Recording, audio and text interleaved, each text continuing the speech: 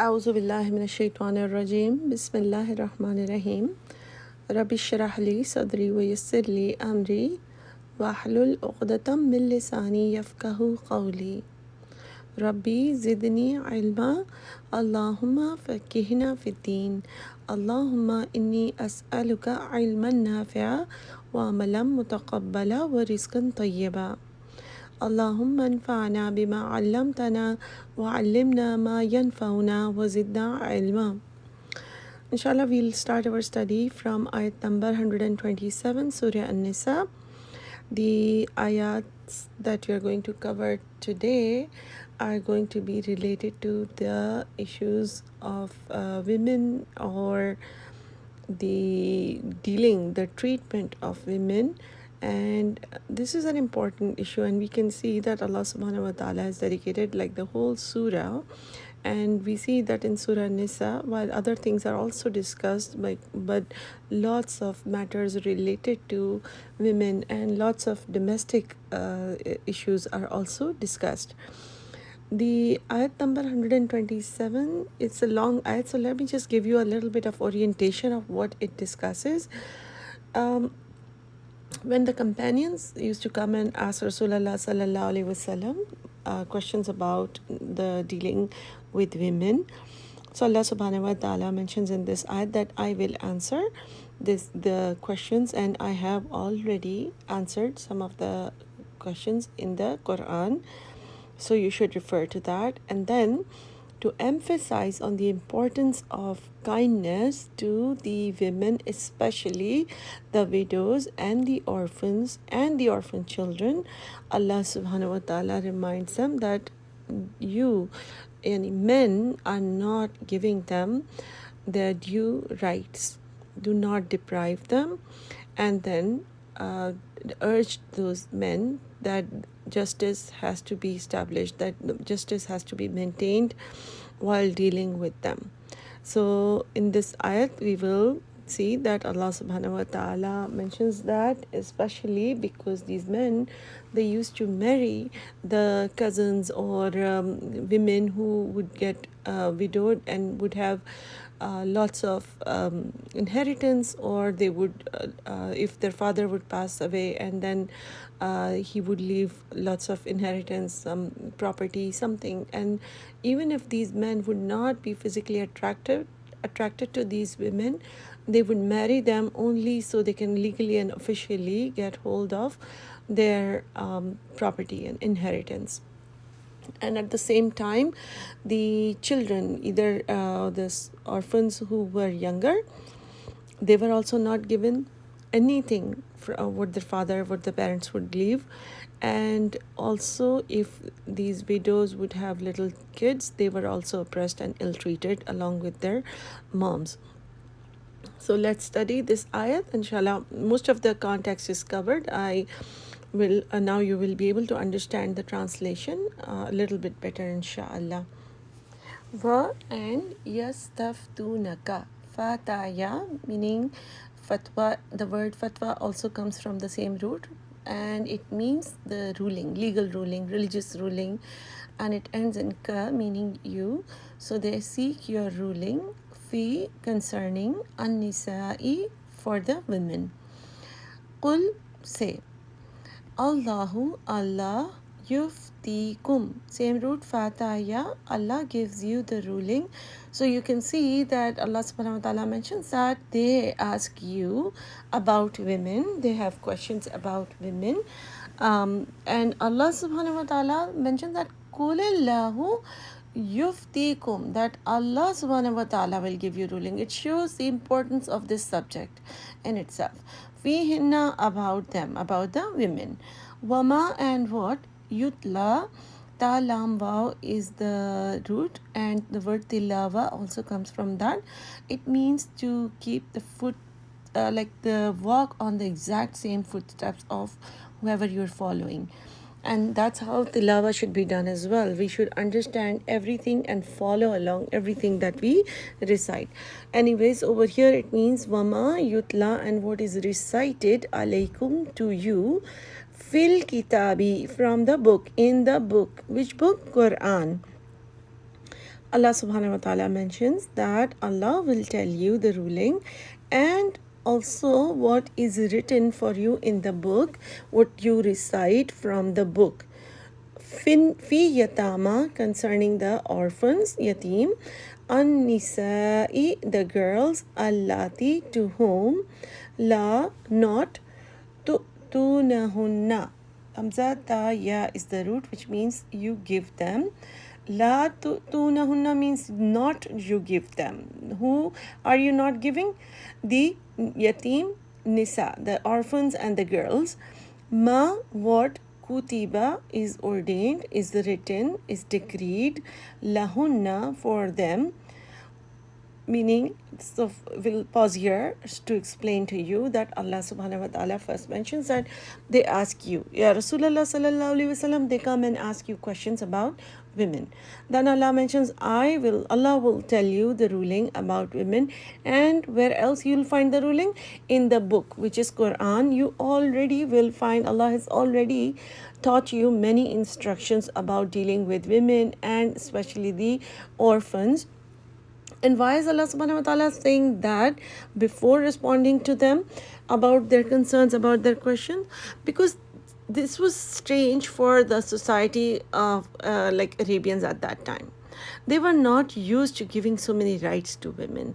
They were used to dealing everything between men, whether it is like marriage, like even if their daughters or their sisters or whoever would get married, it was not that they would ask them the consent or give them anything in inheritance.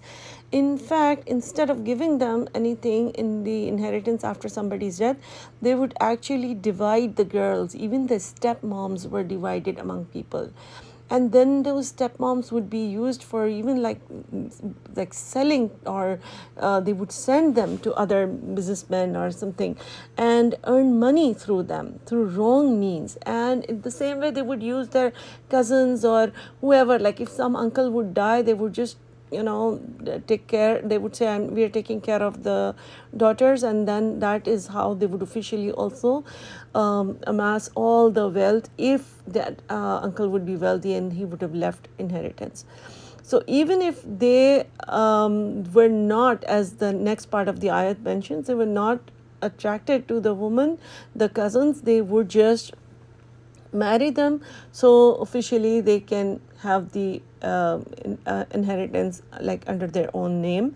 Or even if they would not marry them, they would just keep them, not treat them well and keep them in their house. They would say that we are taking care of them, and or marry one of the sisters, and that way they would just deprive them of their rights of the inheritance, and also would not give them the rights of the wife, even if they would marry them.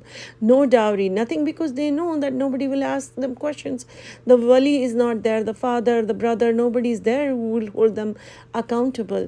And also, if a widow, for if they would marry a widow, if the husband would pass away, and then their children would be treated badly as well. So over here we paused where Allah subhanahu wa ta'ala mentioned that whatever is decreed, so already even written in the book, is are the rights of the women regarding if it is nikah, it is dowry, and regarding the inheritance. Then Allah subhanahu wa ta'ala mentions, La tunahunna, you do not give them ma kutiba, what is written for them, what is decreed, what is ordained, lahunna, for them. And then Allah mentions in the same ayat 127, wa and targhabuna, raghain ba, raghab means that to to incline towards something, to desire or to wish. So you and you wish, and that tankihuhunna, that you marry them. So either it would be because they would want to marry because of their wealth that they would have inherited, because the greed was that if somebody else will marry, they will get the money. So might as well, because they never cared about how many wives they would have, and they would never cared about what the rights that they would have to deal with them in a just manner. So they would just treat them like just sheep, and put them in their house, and that was an official method of getting money. So Allah subhanahu wa ta'ala mentions, وَتَرْغَبُونَ أَن تَنْكِحُوهُنَّ, and if you would desire to marry them, wal and mustad'afina minal wildan. Mustad'afina, the root is dad ain fa. Da'af means weak. So, and the weak and the helpless, binal wildan, from the children. So, as I already said, that the children who became orphans because their father passed away and their moms would be widowed, and if they would have to marry, so the children were also not treated well. And Allah subhanahu wa ta'ala reminds when that all your questions, because sometimes people keep asking questions about things that are new to them. The idea, the concept is new, that now we have to give so much importance to these women and to these children. Really, we need to give them the wealth from the inheritance. Even these days, people in many areas, in many classes, we see that people do not want to give rights to the women. And even many educated families, many they're practicing Muslims, they just think that when they give dowry to their daughters at the time of their marriage, then they don't need to give anything when the father passes away, because the brothers think that we have already given a lot when she was getting married.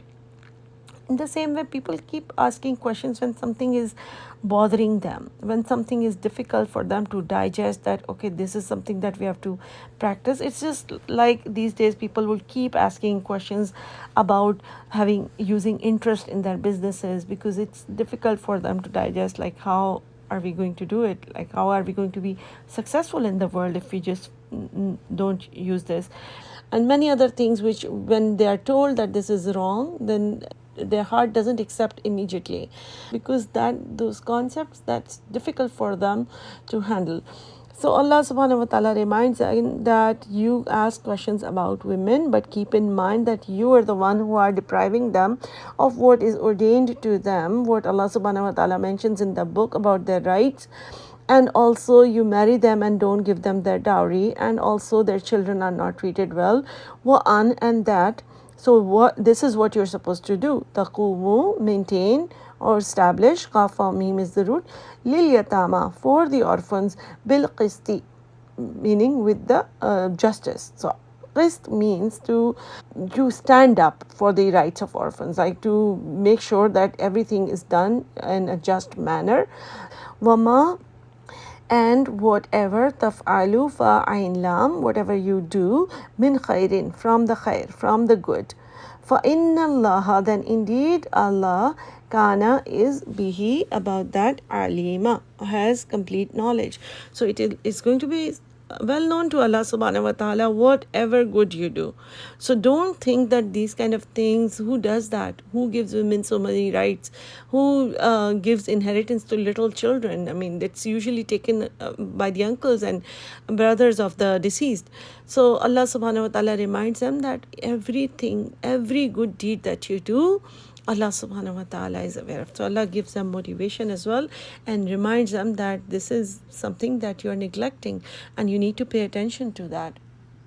After that, the next ayat is also related to the rights of women, but over here you will see that sometimes it will feel uncomfortable, because let me again give you the context of the ayat. Over here in the ayat number 128, you will see Allah subhanahu wa ta'ala gives a plan. Allah subhanahu wa ta'ala recommends a plan to the women whose husbands are not treating them well. Okay, so in the previous ayat, we see that the husbands are again told, enforced, that you are supposed to pay attention, do not neglect this, that the women have rights, right? And 128 is the plan that the women are given, how that they will need to compromise as well. Now, some women do not like this idea, na'uzubillah, because they think that when the same word nushuz was used, that ill treatment or dominance or aggression was used when the wife was doing it, according to the ayat that we studied earlier, the men were given the steps that you should talk to her, then you should get upset with her, then you should, step number 3, leave her bed, like don't sleep with her. Number 4, even hurt her, like not not in an intense way, but like a twig or a miswak stick, you know. So that is also often taken out of context, and beating her up is taken to mean like he's allowed to beat up. No. So those four steps. Now, when the women in this ayat, we will study that when they see that the husband is doing nushuz, which means many things, which could mean ill treatment, which could mean aggression, which could mean avoidance. So women are told that if you feel that your husband is doing this, then try to find a compromise. Okay, why? Because the women are generally even physically weak, usually dependent financially. Also, they are expected to compromise. Not always. It's not like they're supposed to even handle abuse, all kinds of things. No, the door to divorce and khula is open always. It's just the suggestion given to the women because, for example, if the woman leaves the husband, then she will be dependent on the wali, then she might fall from one misery to the other misery. Okay, and secondly, sometimes women want to keep living for the children. Sometimes that this is just a temporary phase, and it's not going to work if she would also start hurting the man, because Allah subhanahu wa ta'ala definitely made both of them physically different, mentally different, emotionally different. So Allah subhanahu wa ta'ala suggests the women try to find a compromise, find a settlement, and maybe give up some rights. Because what can the woman do if the husband decides to marry and somebody else, and he's not going to pay for the expenses at home, or if he refuses to pay the dowry that he had promised at the time of wedding, or if he does not come home. So any of these things happen. And again, I keep repeating that it's not like women are told not to ask for khula or divorce. They are allowed to, but this is one step before that. Women are recommended to try this step before moving on to khula, just like the men were told some steps before moving on to the divorce. So let's study ayat number 128, and we'll stop and do some more explanation as needed. Wa in, and if, imra'atun, a woman, khafat, khafaya meaning fears, Mim ba'aliha, from the ba'al. Ba'ain lam means husband. When the word zawj is used, it means spouse. It could mean wife or husband. Ba'al means husband. So when she fears from her husband, what? Nushuzan aw i'radan. So nushuz means ill conduct. Usually it's more towards aggression. Or i'radan, ain ra dad, which means deserting or avoiding or neglecting, any kind of neglect, like not wishing her, not praising her, not discussing things with her, not bringing getting her opinion about anything. So just like how husband and wife, they should like have take each other's advice about things that they need to do regarding the home or the children. So if he's avoiding her or if he's treating her badly, fala, then there is no junaha, meaning there is no sin, alayhima, on them, on that yusliha, swad lamha. It means, sulah means to make amends, but over here it specifically means to make terms of peace or find a settlement. Bainahuma sulhan. So to make terms of peace between them, sulhan, any kind of reconciliation. So to find a settlement, to find a fair settlement. And of course it will sound unfair to many women, because the men, on the other hand, they've given different types of steps, but that's because how Allah subhanahu wa ta'ala made them both different. It's easier for women to adapt to a slightly any kind of changes. So that is why Allah subhanahu wa ta'ala suggests that they can give up, maybe if you keep giving us the money for the fees and the rent and everything, and if he wants to marry somebody else, as long as he's paying all the bills, and or if she has enough money and she says, okay, I want to stay married to you, even if you don't give me the monthly allowance, that is fine. So as long as he fulfills the rights of the husband, and she does not care about the money. So it could be different things for different families, how their dynamics are. And Allah subhanahu wa ta'ala mentions, وَالصُّلْحُ خَيْرٌ. Sulh, again reminding you that this is not completely making amends after a mediation where everyone is reminded about their rights and responsibilities. The sulh here is finding a settlement. Khair, it is best. Allah subhanahu wa ta'ala mentions that it is better than what? Then it is not mentioned here, but it is better than the divorce or the khula, because that's going to lead to what? Different kinds of difficulties, different, like the custody wars for children. So she could have just given up one of the rights. Now she does not even have a shelter, a home for her own self, right? So she will be dependent. Most women would be dependent on their wali, on their brother, on their father. So if the parents are not there, then she would she would not be living a very happy life, living in a brother's family, right? So sometimes women find it easier, it might be easier for them to give up some rights in the husband's house. And this is not to say that the husband will not get any sins for treating the woman badly, to come to this point that the woman had to give up something. This is not to say that the husband will be justified and he will be not be accountable. Allah subhanahu wa ta'ala does not ignore any kind of, just like Allah subhanahu wa ta'ala mentioned that all the khair, all the good treatment that you give, Allah subhanahu wa ta'ala will be aware of it. In the same manner, if they would not do something right, if they would ill treat somebody, Allah subhanahu wa ta'ala will hold them accountable. So the men, if they make circumstances such that the woman has to give up her rights, they will be held accountable. And uhdiratil anfusu shuh, right after mentioning that the sulah is khair, Allah subhanahu wa ta'ala mentions that wa uhdirat ha duadra, meaning are swayed or found, al anfusu, in the souls, ashuh, greed.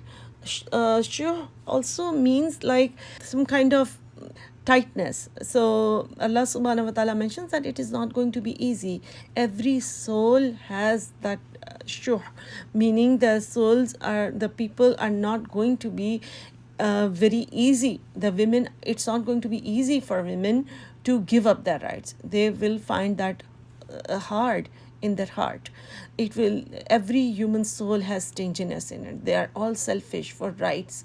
Nobody likes to give up their rights. So just like husband and wife relationship is also full of rights and responsibilities, and nobody wants to give up their rights. That's what Allah subhanahu wa ta'ala is mentioning, that I know it's not going to be easy.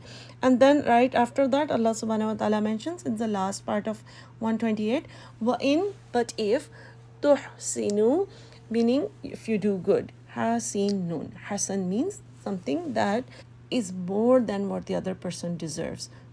Allah subhanahu wa ta'ala is telling the women that Allah knows that this is not what the husband deserved.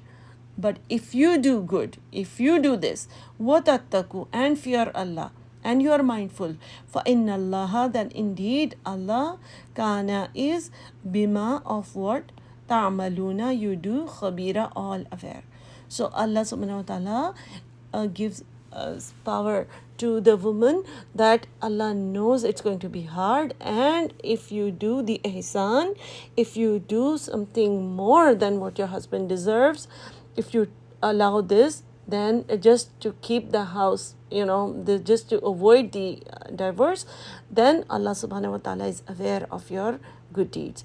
And if you take the last part from the husband's point of view, then also Allah subhanahu wa ta'ala reminds the husband, he motivates the husband that if you do good, even if you don't feel like, even if you're not attracted to her, or if you're not inclined to her, or if there is something lacking in her conduct or in the standard of living, but if you are still nice to her, wa in tuhsinu, if you are good to her, wa tattaqu, and you live a mindful life, fa inna allaha, then indeed Allah, kana is, bima ta'maluna khabira, of what you will do, Allah is aware of that. All right, so then the next ayat, again, if you see the sequence, Allah subhanahu wa ta'ala first mentions how the men are supposed to not treat the women and the orphans badly. They are supposed to give them their rights. The second one, Allah subhanahu wa ta'ala tells the women how to handle that situation where the husband treats you not so good, and try this step before going towards a divorce. And then this ayat 129, Allah subhanahu wa ta'ala discourages the men from marrying more than one woman. Why? Because Allah mentions in this ayat that I know you will not be able to treat them equally, and if you don't treat them equally, it's going to be a sin on you, unless and until only the part where you really cannot help. So apparently, from the outside, you're supposed to deal exactly the same way with all the wives. If you decide to marry more than one woman, then you have to make sure that the time that you spend with them, the vacations you do with them, the money allowance that you give them, and the shopping you do for them, the gifts you bring for them, the Eid gifts, everything that you do have to be equal. Only thing that you will not be accountable will be what your heart says. Like if you love somebody more, of course you cannot help that. So that is what ayat number 129 shows, and that's a clear evidence that Allah subhanahu wa ta'ala discourages men to marry more than one. Walan, and never. تستطيعوا طاوع عين, you will be able to, طاوع عين meaning you have the capacity, an to تعدلوا عين ضال meaning justly, deal justly, baina between anNisa, between the women. So Allah says, I know that you will not be able to deal justly with between the women, between more than one wives. Walau, even if harastum, you desired, haraswad, like even if you wanted to, you will not be. Fala, but do not, tamilu, incline, mim ya lam is the root, kulla, with all, al maili, the inclination. So Allah subhanahu wa ta'ala mentions, do not incline with all the inclination, like towards one. Fatazaruha, waw zal ra, which means and leave her, because it says ha, so leave the other one. Kal, just like mu'allakati, meaning suspended. Ain lam qaf, alaq means something that is hanging. So don't completely get inclined towards one and leave the other wife hanging or suspended, wondering what is my status now. He does not come home, he is not paying for anything, for my children's fees, for the rental, and I don't even know if he wants to keep me or not. So Allah subhanahu wa ta'ala tells the men not to do this. You have to deal with adal, with all of them. And there is a very strong hadith related to this, that a person who married more than one woman at the same time and did not treat them all equally, apparently, then he's going to wake up on the day of judgment with half the body. Half of the body will be falling down. Either it will be paralyzed, or it will be not working, or it will be gone, it will be melting. So the thing is that this is how bad it is. They are not going to be left, it's not going to be easy on men. So this is what they need to understand before they marry. And this is a very clear evidence that they are allowed, but they are not encouraged to marry more than one. So Allah mentions, do not leave the other one suspended. Wa in, and if tuslihu, you reconcile, wa tattaku, and fear Allah. Fa inna Allah, then indeed Allah, kana, is Ghafura Rahima. He is forgiving and most merciful. Why did Allah mention this? That Allah said that if you're trying your best, like if you are doing all the apparent things, tuslihu, if you reconcile, if you're doing things properly from the whatever is apparent, as I mentioned some of the examples, right? Like spending time with each one, dividing the nights equally, and taking them for vacations equally, giving them the same Eid gifts, and spending money on them, like all kinds of shopping or any gifts or any wishes, any praises, anything that they're supposed to do. It should not be apparently it should not be different. In the heart, Allah subhanahu wa ta'ala mentions that if you're doing everything, being mindful and fearing Allah subhanahu wa ta'ala, that you're not doing wrong to anyone, then Allah subhanahu wa ta'ala will be Ghafur Rahima for the things where you lack. And if you cannot help that. Okay, and then ayat number 130, Allah subhanahu wa ta'ala mentions, now you see that all of these are domestic lives where first they are reminded, the men, that treat them well if you marry, especially the widow or the orphans. Second, then the women are told that if the men treat you badly, what should you do? What should you try to do before? Third, the men, do not marry others just because you need to get those, it's because, as I already mentioned, that they used to marry some widow or the orphan girls. They would marry some of the cousins if their uncle would have left a lot of wealth for them. Then they would marry one of the sisters and just keep them in a corner in the house and not care about them. So she will be mualliqati, meaning then they would not know what is her status. She would not even be able to get married to anyone else. She would not have any right on the wealth that the father had left, because the husband would have taken everything. So Allah subhanahu wa ta'ala mentions, don't do that. Don't marry if you cannot give them the right treatment. In the same way, don't marry somebody who you're attracted to and not pay attention to your first wife. So in the end, if they decide to divorce, Allah subhanahu wa ta'ala mentions in ayat number 130, wa in, and if yatafarraqa, faraqaf, meaning they separate, yughni, will be enriched, ghain nun ya, Allahu, by Allah, kullan, each of them, meaning the husband and the wife, they will both be given from min sa'atihi, from his abundance, who's Allah subhanahu wa ta'ala. So that should, because as I already mentioned, why the women were given those steps, so to avoid divorce. So to try to, because there is a hadith, although it is a weak narration, but the thing is, the hadith mentions that the divorce is halal, but it is not something that Allah subhanahu wa ta'ala likes. So it is allowed in Islam, but something that is disliked by Allah subhanahu wa ta'ala. So we should try to avoid that. And over here, Allah subhanahu wa ta'ala mentions that if it comes to that, then we should not worry, especially the women, they should not worry. And Allah subhanahu wa ta'ala mentions that if there is need to separate, then Allah will make them ghani, both of them, min sa'atihi, from his abundance. Wa kana Allahu, and is Allah, wasi'an, all encompassing, has abundant treasures, hakiman, all wise. So Allah has the complete wisdom. Why Allah subhanahu wa ta'ala wants to people to try to avoid the divorce first, but if it comes to that, then it is not a mistake. Allah subhanahu wa ta'ala is completely wise. Allah has allowed this separation, and you should always remember that Allah subhanahu wa ta'ala will not leave you if you think that this is needed, this is justified. So inshallah, I hope we all understand that the rights and responsibilities, we all pay attention to both the sides of the marriage, inshallah.